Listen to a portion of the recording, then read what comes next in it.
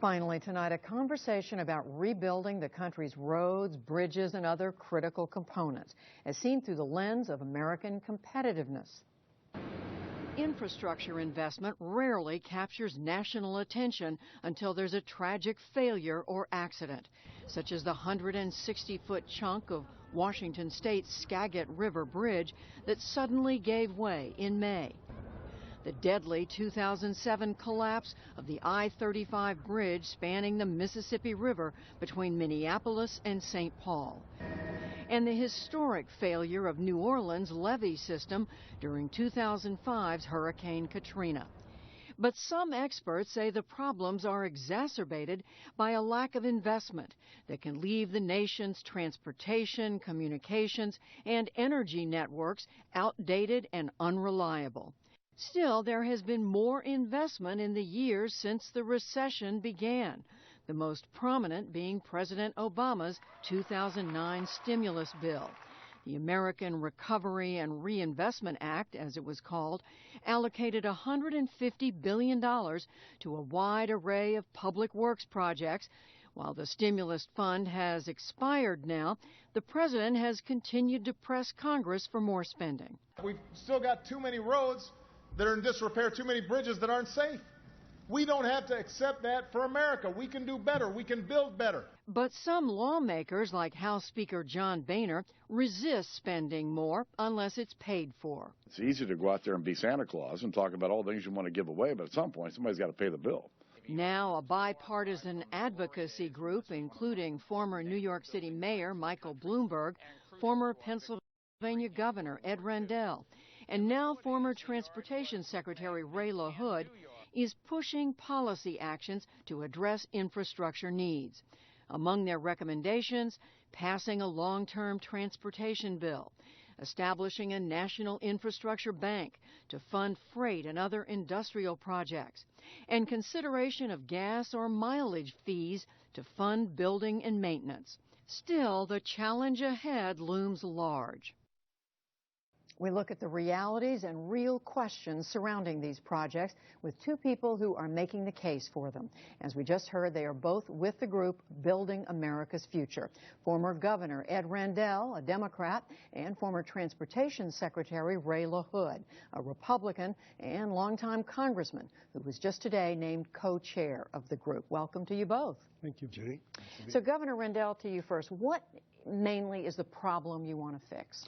Well, we want to revitalize the nation's infrastructure. We did a report 2 years ago, said falling behind, falling apart. Our infrastructure is literally falling apart. You see it as bridges collapse, pipelines burst. It's old. It hasn't been revitalized in a long time. We need it for public safety, to stay economically competitive, and it's the best jobs program in America. Help us understand, Secretary LaHood, why the American people should care about this. America has always been number one in infrastructure. When we built the Golden Gate Bridge, the Hoover Dam, the interstate system over 50 years, we put friends and neighbors to work. This is an opportunity to stimulate the economy, to get people back to work, and to continue to try to be number one. We're not number one in infrastructure anymore. We're number 16. We're way behind. And we can put a lot of people to work, improve our economy, and improve our infrastructure if we get behind a big, bold plan to fix up America's roads and bridges and other infrastructure. So, Governor Rendell, whose responsibility is it to fix all this, and what's the price tag? Well, it's all of our responsibility. It's the federal government, it's state government, it's local government, and it's the private sector. The sin of it, Judy, is there's estimates. Felix Roatan, the great financial wizard, estimates that there's almost $300 billion in European and Chinese money willing to come in and invest in rebuilding the American infrastructure if we can create the right vehicle. It's a huge problem. The American Society of Civil Engineers says we've got to spend in the next 8 years $3.6 trillion, and in the pipeline is $1.6 trillion. So we have a $2 trillion deficit. Where's the money going to come from? It's going to come from a lot of sources, including the private sector. We have to do something about the gas tax or a vehicle miles travel tax. We've got to be realistic about that. We've got to create an infrastructure bank that can do credit enhancements that will allow more money to flow into the system. We've got to do it all. But Secretary LaHood, why can't the private sector and state and local governments do most of this. Why does the federal government have to have a big role? We need somebody to provide the lead. There's not enough money in the states or in any city to do what they have to do in terms of building roads, building bridges. These are costly projects. We've always been the leader at the national level until more recently. You need somebody to take the lead, to provide the kind of resources that then can attract private dollars, as Governor Rendell said, also state dollars, also local dollars. Somebody has to be the leader in this, and it has to be a national leader. At one time, we were a national leader, and now we're not. Governor Rendell, what about you hear this argument all the time, that once the federal government gets involved in a big project, you see cost overruns, you see waste, you see things just that were supposed to go in an orderly way end up going off track and taking a whole lot longer and costing a lot more. Well, it doesn't have to happen. First of all, MAP 21, the recent transportation bill, did change some of the regulations and speed up some of the regulatory framework. That's a plus. But secondly, if you look at stimulus, stimulus got a bad name in general, but the infrastructure part of stimulus worked very, very well. Pennsylvania got $1 billion for its roads and highways. We created 24,600 plus jobs with that $1 billion. We repaired bridges and roads. Thanks to stimulus and money that I put in, state money I put in, we went from having 6,600 structurally deficient bridges to 4,500.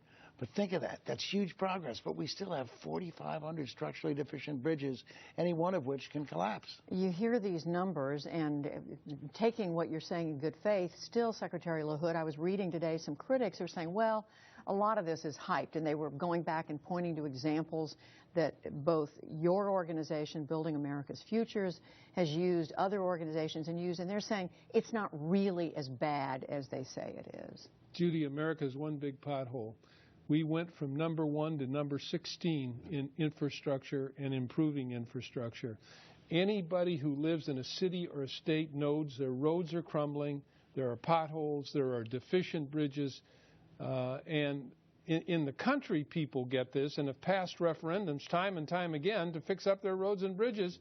We need some of that vision here in Washington to say we need to do the same thing. How much are you asking for from the federal government, Governor Rendell? And also, how can you expect the Congress to appropriate this kind of money when they're already looking at significant requests for extending unemployment benefits, doing something about food stamps, for example, doing something about I think you could say essential needs like that. How can you then turn around and say, well, we really need to put the money into highways? Judy, this is essential. It's essential for public safety.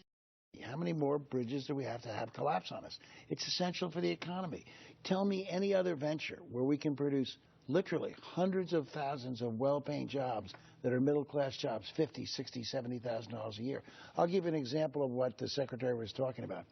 There are, as you know, the Panama Canal is being deepened and these super tankers are coming through. When they unload, they create longshoreman jobs and trucker jobs that are, again, well-paying jobs. But only 2 of America's 12 eastern shore ports are ready to receive them because we haven't done proper dredging. So those ships are going to go to Canada, and the jobs are going to be produced in Canada, not the U.S. What about, Secretary LaHood, we heard Speaker Boehner say, this is all well and good, but we've got to find a way to pay for it. Where's the money going to come from? We need to raise the gas tax, Judy, which has been the pot of money that's been the stimulus to help states and cities do these big projects. It hasn't been raised since 1993. We need to raise it. I say raise it 10 cents a gallon, index it, so that we have the kind of resources here that can be matched with private, state, and local dollars. And do you think the American people are ready to support something like What's that? interesting, they vote consistently to approve referendums on money for a bridge, money for revitalizing the port. The difference here is they don't have confidence in the government, but the government's got to spell out how many jobs will be created, where the major projects are going to be, and what the upside is. If they do that, look, no business in this country has grown successful without investing in its own growth. The same goes for us. All right, the organization is Building America's Future. Bipartisan, with us Republican former Secretary Ray LaHood, former Governor Ed Rendell. We thank you. Thanks, Judy.